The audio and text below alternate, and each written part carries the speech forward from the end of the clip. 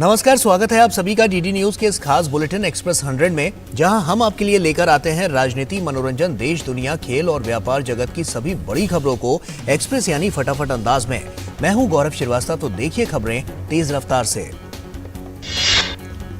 वरिष्ठ भाजपा नेता डॉक्टर प्रमोद सावंत आज लगातार दूसरे कार्यकाल के लिए गोवा के मुख्यमंत्री पद की शपथ लेंगे। सुबह 11 बजे पणजी के पास डॉक्टर श्यामा प्रसाद मुखर्जी स्टेडियम में होगा शपथ ग्रहण समारोह। प्रधानमंत्री नरेंद्र मोदी, रक्षा मंत्री राजनाथ सिंह समेत तमाम गणमान्य व्यक्ति प्रमोद सावंत के शपथ ग्रहण समारोह में होंगे शामिल। कार्यक्रम में 10,000 से अधिक लोगों के मौजूद रहने की है संभावना। उत्तरी गोवा में सांखलिम सीट से विधायक डॉक्टर सावंत पहली बार मार्च 2019 में मनोहर पर्रिकर के निधन के बाद बने थे मुख्यमंत्री। 40 सदस्यीय गोवा विधानसभा में भारतीय जनता पार्टी के हैं 20 विधायक, 3 निर्दलीय और महाराष्ट्रवादी गोमान पार्टी के 2 विधायकों ने भाजपा को सरकार बनाने के लिए दिया है समर्थन। उत्तर प्रदेश के नवनिर्वाचित विधायक आज शपथ ग्रहण करेंगे। विधानसभा के अस्थायी अध्यक्ष रमापति शास्त्री नवनिर्वाचित विधायकों को शपथ दिलाएंगे। यूपी में नवनिर्वाचित विधायकों का शपथ ग्रहण कार्यक्रम आज और कल 2 दिन चलेगा। विधानसभा अध्यक्ष का चुनाव मंगलवार को होगा। संसद के बजट सत्र में आज दोनों सदनों में होगा अहम विधायी कामकाज। राज्यसभा में आज एप्रोप्रिएशन बिल, फाइनेंस बिल और श्रम एवं रोजगार मंत्रालय के कामकाज पर चर्चा सूचीबद्ध। लोकसभा में आज केंद्रीय मंत्री अर्जुन मुंडा उत्तर प्रदेश और त्रिपुरा से संबंधित अनुसूचित जातियों और अनुसूचित जनजातियों से संबंधित संशोधन विधेयक 2022 सदन में पेश करेंगे।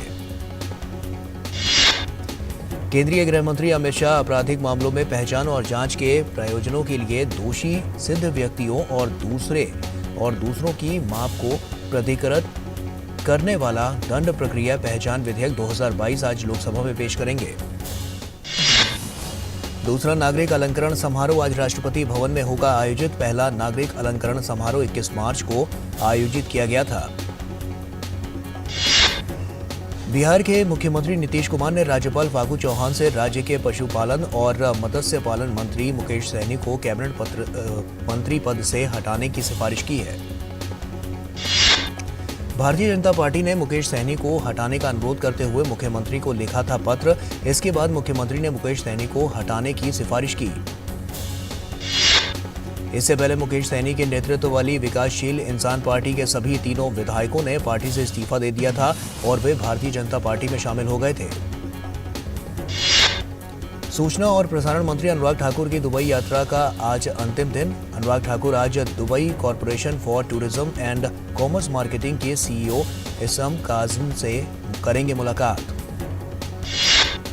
अनुराग ठाकुर आज दुबई स्टूडियो सिटी का दौरा कर वहां के प्रबंधक निदेशक माजिद अल सुवेदी और मीडिया और मनोरंजन उद्योग से जुड़ी कुछ प्रमुख हस्तियों से करेंगे मुलाकात।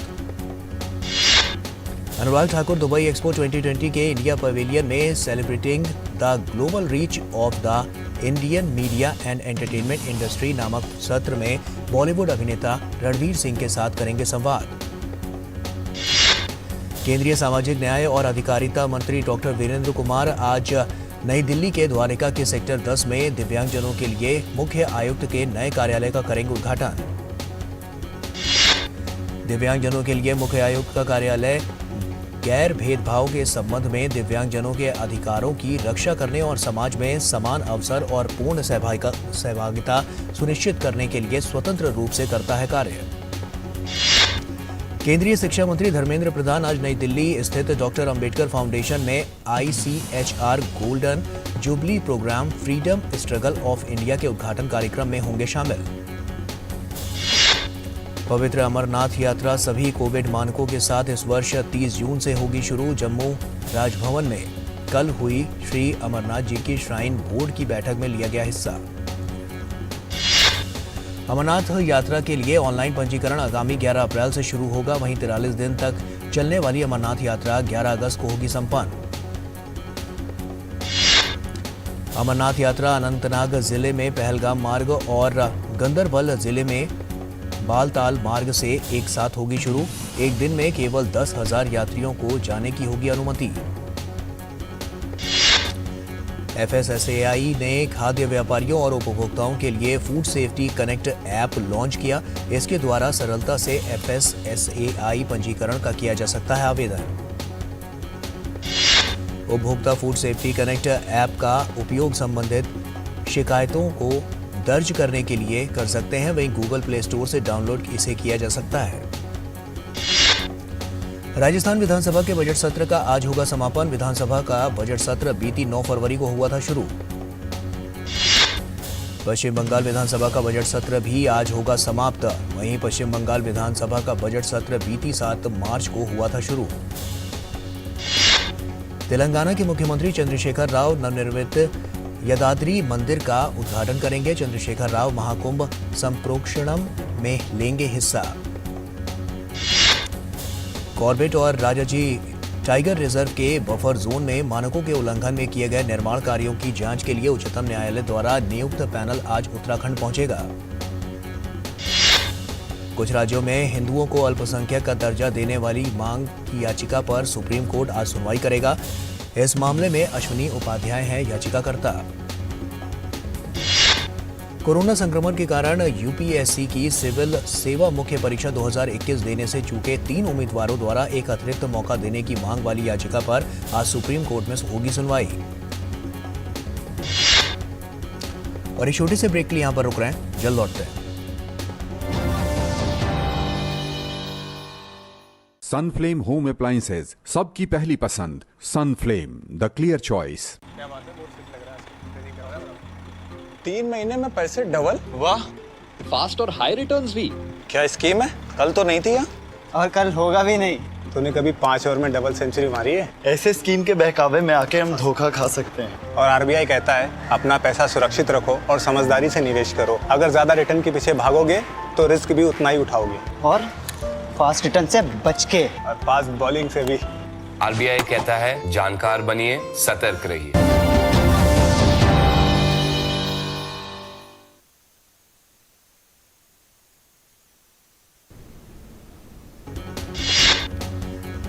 भड़काऊ भाषण देने के आरोप में राजद्रोह के मामले में फंसे जेएनयू छात्र शर्जील इमाम की जमानत याचिका पर दिल्ली की एक अदालत आज करेगी सुनवाई।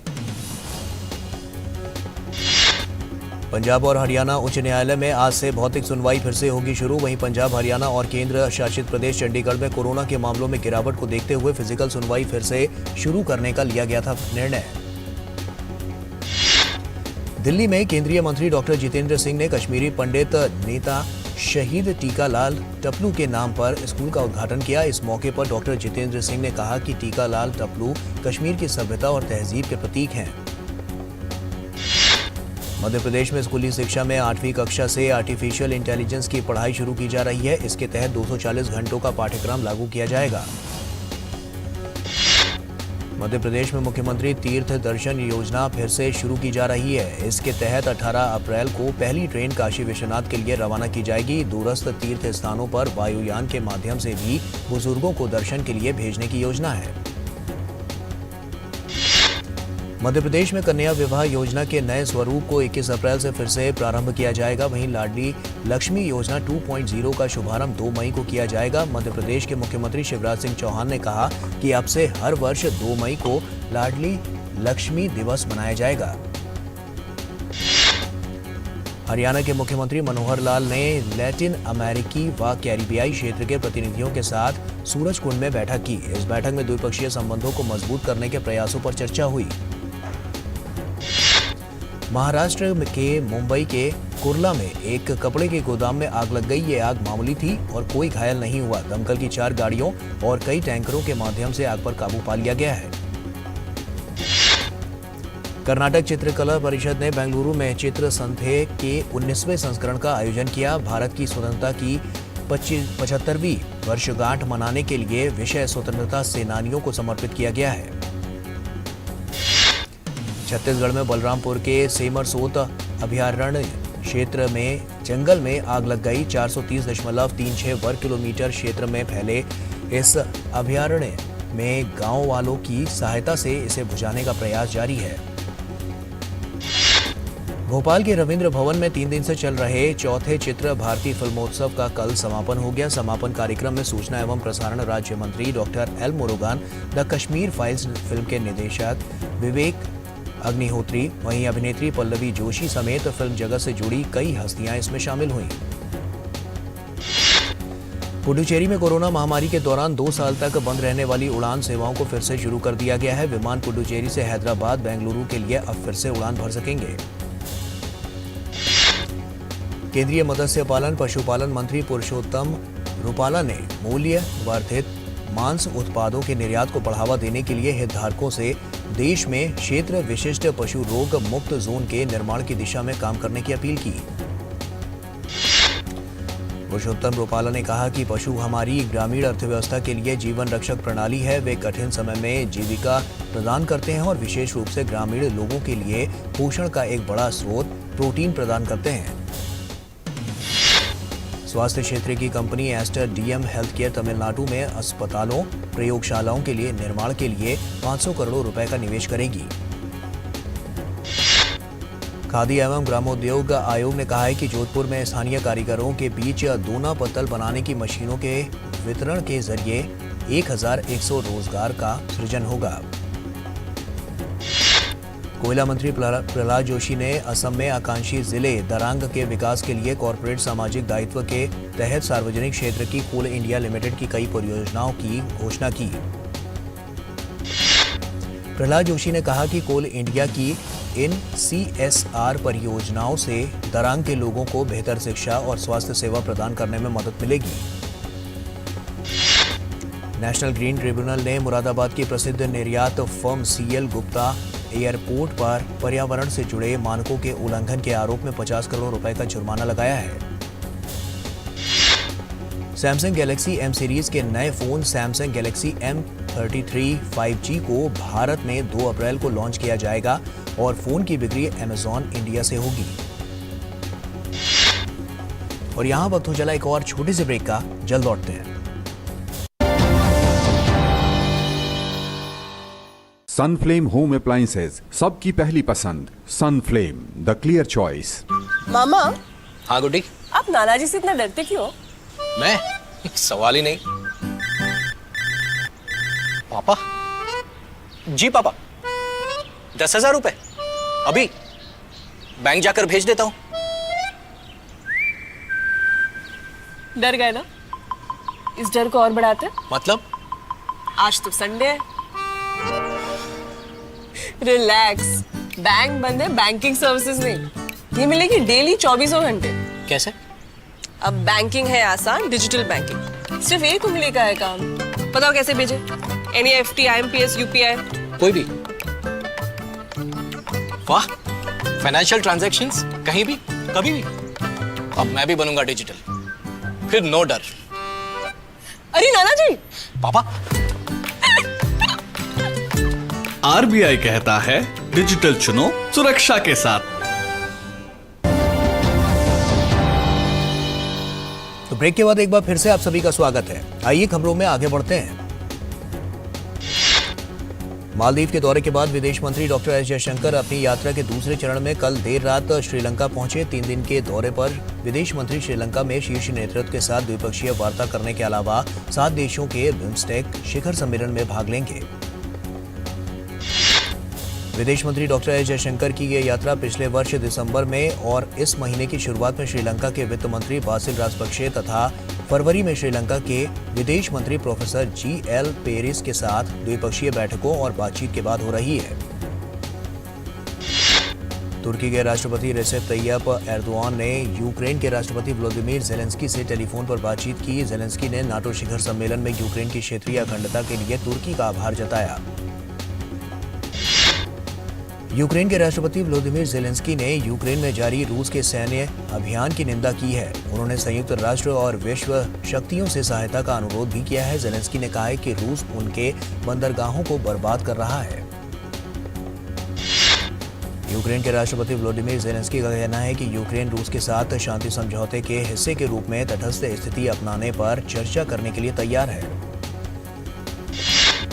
यूक्रेन के राष्ट्रपति वोलोदिमीर ज़ेलेंस्की ने एक नए कानून पर हस्ताक्षर किए हैं जिसके तहत सेना और सैन्य उपकरणों की आवाजाही को लेकर रिपोर्टिंग करने पर तब तक रोक लगा दी गई है। यूक्रेन में कीव मेयर विटाली क्लिट्स्को ने कहा है कि ऑनलाइन स्कूली शिक्षा आज फिर से शुरू होगी। यूक्रेन के सैन्य खुफिया प्रमुख किरिलो बुडानोव ने कहा है कि रूस कब्जे वाले क्षेत्रों को एक अर्ध राज्य संरचना में तब्दील करने का प्रयास करेगा और इसे स्वतंत्र यूक्रेन के खिलाफ खड़ा करेगा। यूक्रेन के उप प्रधानमंत्री ने रूस पर कब्जे वाले चेर्नोबिल पावर स्टेशन के आसपास गैर जिम्मेदार कृत्यों का आरोप लगाया। रूस के साथ हिंसा के बीच यूक्रेन से लोगों का पलायन जारी है। वहीं रविवार को यूक्रेन से लगभग 1100 लोगों को सुरक्षित निकाला गया। रूस के साथ जारी हिंसा के बीच कई देश यूक्रेन की मदद के लिए आगे आए हैं। अमेरिका, जर्मनी, पोलैंड यूक्रेन को डीजल ईंधन भेजेंगे।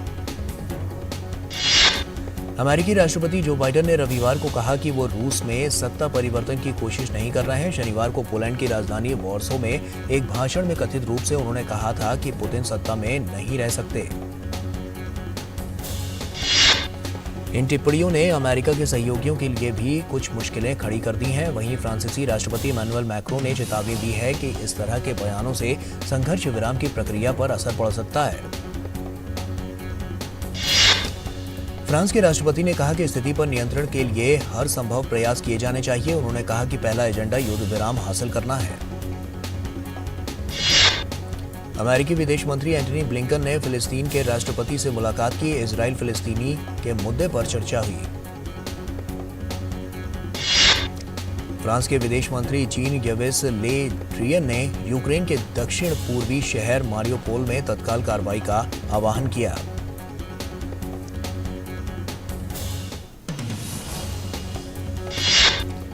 ब्रिटेन के रक्षा मंत्रालय ने कहा है कि रूस ने यूक्रेन के खार्किव, चेर्निहाइव और मारियोपोल सहित कई प्रमुख शहरों की लगातार घेराबंदी जारी रखी हुई है। वहीं रूसी सेनाएं बड़े पैमाने पर शहरी पैदल सेना के अभियानों में शामिल होने की बजाय यूक्रेन के रक्षा बलों को हतोत्साहित करने के लिए हवाई और तोपखाने से अंधाधुंध बमबारी करना चाह रही है।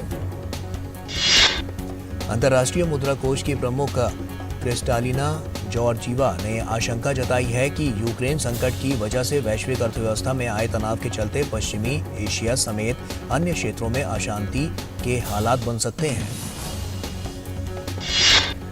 इजराइल के प्रधानमंत्री नफ्ताली बेनेट ने अमेरिका, इजराइल और 4 अरब देशों के शीर्ष राजनयिकों के शिखर सम्मेलन को ऐतिहासिक करार दिया है। उन्होंने कहा कि यहूदी राष्ट्र अपने पुराने संबंधों को उन्नत बनाते हुए नए रिश्तों का निर्माण कर रहा है। स्पेनिश तट रक्षक ने 64 प्रवासियों को कैनरी द्वीप समूह पर रोक दिया। पश्चिम अफ्रीका के तट पर स्थित स्पेन का कैनरी द्वीप यूरोप पहुंचने की कोशिश कर रहे प्रवासियों के लिए मुख्य गंतव्य बन गया है। और यहां वक्त हो चला एक और छोटे से ब्रेक का। जल्द लौटते हैं। सनफ्लेम होम अप्लायंसेज, सबकी पहली पसंद। Sunflame, the clear choice. होंगे बच्चे स्वस्थ भले फूलेगा बचपन, इन्हें पिलाओ मुगली घुट्टी 555। तो ब्रेक के बाद एक बार फिर से आप सभी का स्वागत है। आइए खबरों में आगे बढ़ते हैं। संयुक्त राष्ट्र विश्व खाद्य कार्यक्रम ने कहा है कि अफगानिस्तान में वो लोगों को खाद्य सामग्री उपलब्ध करा रहा है, लेकिन धन की कमी से वहां उसका संचालन बंद होने का खतरा है।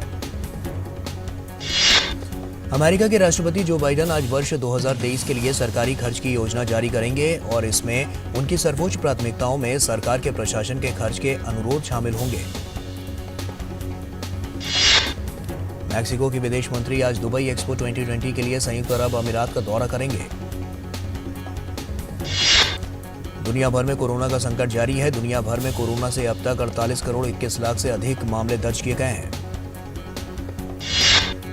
अमेरिका कोरोना से सबसे अधिक प्रभावित है, जहां 8 करोड़ 16 लाख से अधिक मामले सामने आ चुके हैं। भारत के स्टार शटलर और 2 बार की ओलंपिक मेडलिस्ट पीवी सिंधु ने स्विस ओपन बैडमिंटन चैंपियनशिप के महिला एकल का खिताब अपने नाम कर लिया है। पीवी सिंधु ने टूर्नामेंट के फाइनल मुकाबले में शानदार प्रदर्शन करते हुए थाईलैंड की बुसानन को 21-16, 21-8 के अंतर से हराया। स्विस ओपन बैडमिंटन चैंपियनशिप के पुरुष एकल के फाइनल मुकाबले में भारत के एच प्रणॉय को हार का सामना करना पड़ा। लंबे समय के बाद किसी टूर्नामेंट के फाइनल में पहुंचे प्रणॉय को इंडोनेशिया के जोनाथन क्रिस्टी ने 21-12, 21-18 के अंतर से हराया। महिला क्रिकेट विश्व कप में भारत का अभियान समाप्त हो गया है। वहीं आज खेले गए एक बेहद रोमांचक मैच में दक्षिण अफ्रीका ने भारत को 3 विकेट से मात दी। पहले बल्लेबाजी करते हुए भारत ने 50 ओवर में 7 विकेट पर 274 रन बनाए। भारत की तरफ से कप्तान मिताली राज, स्मृति मंधाना और शेफाली वर्मा ने अर्धशतक लगाए।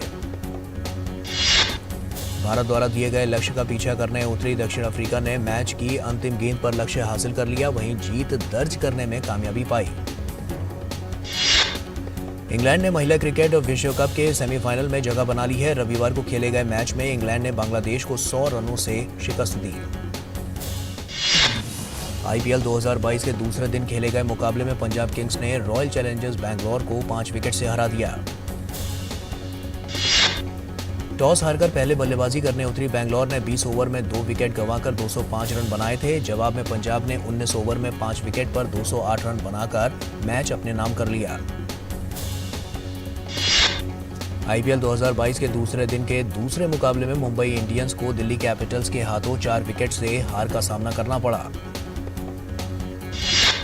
पहले बल्लेबाजी करने उतरी मुंबई इंडियंस ने 5 विकेट के नुकसान पर 177 रन बनाए थे। वहीं जिसे दिल्ली कैपिटल्स ने 18.2 ओवर में 6 विकेट के नुकसान पर 179 बनाए और मैच अपने नाम कर लिया। आईपीएल 2022 के तीसरे दिन चौथे मुकाबले में आज गुजरात टाइटंस और लखनऊ जॉयंट्स की टीम आमने सामने होगी। आईपीएल 2022 में डेब्यू कर रही दोनों ही टीमें आईपीएल में पहली बार खेल रही हैं, जिनके बीच दिलचस्प मुकाबला देखने को मिलेगा। आईपीएल में डेब्यू कर रही लखनऊ जॉयंट्स की टीम के कप्तान केएल राहुल के नेतृत्व में मैदान में उतरेगी। वहीं गुजरात टाइटन की कमान हार्दिक पांड्या के हाथ में होगी। 94वें ऑस्कर पुरस्कार समारोह में ड्यून फिल्म ने अब तक 7 श्रेणियों में सबसे ज्यादा पुरस्कार जीते हैं। ड्यून फिल्म को best film editing, best original score, best production design, best sound, best visual effect, best cinematography और बेस्ट ओरिजिनल स्कोर के लिए पुरस्कार मिला है। अभिनेता ट्रॉय कोत्सोर को फिल्म कोडा के लिए सर्वश्रेष्ठ सह अभिनेता का पुरस्कार मिला। 53 साल के ट्रॉय कोत्सोर को पहली बार ऑस्कर पुरस्कार के लिए नामित वो हुए और पुरस्कार भी उन्होंने जीता। अभिनेत्री अरियाना डेबोस को फिल्म वेस्ट साइड स्टोरी के लिए सर्वश्रेष्ठ सह अभिनेत्री का पुरस्कार मिला। बेस्ट डॉक्यूमेंट्री फीचर की कैटेगरी में द समर ऑफ सोल को ऑस्कर मिला है। भारतीय फिल्म राइटिंग विद फायर को भी इस श्रेणी में नामांकित किया गया था। पीवीआर लिमिटेड और आइनॉक्स लीजर लिमिटेड ने दर्शकों को एक बेहतर फिल्म देखने का अनुभव देने के लिए अपने विलय की घोषणा की है। आजादी का अमृत महोत्सव के तत्वावधान में आयोजित मेगा फेस्टिवल राष्ट्रीय संस्कृति महोत्सव 2022 का पहला चरण राजमहेंद्रवरम आंध्र प्रदेश के आर्ट्स कॉलेज ग्राउंड में संपन्न हुआ। केजीएफ चैप्टर 2 का ट्रेलर रिलीज कर दिया गया है। फिल्म 14 अप्रैल को सिनेमाघरों में दस्तक देगी। निर्देशक एसएस राजामौली की फिल्म आरआरआर ने 2 दिनों में दुनिया भर में 300 करोड़ का आंकड़ा पार कर लिया है। हर्षा बच्चन और रमित ठाकुर का नया गाना रिलीज हो गया है। गाने को एकांश बच्चन ने प्रोड्यूस किया है। और एक्सप्रेस न्यूज में फिलहाल इतना ही। हमें दीजिए इजाजत। नमस्कार।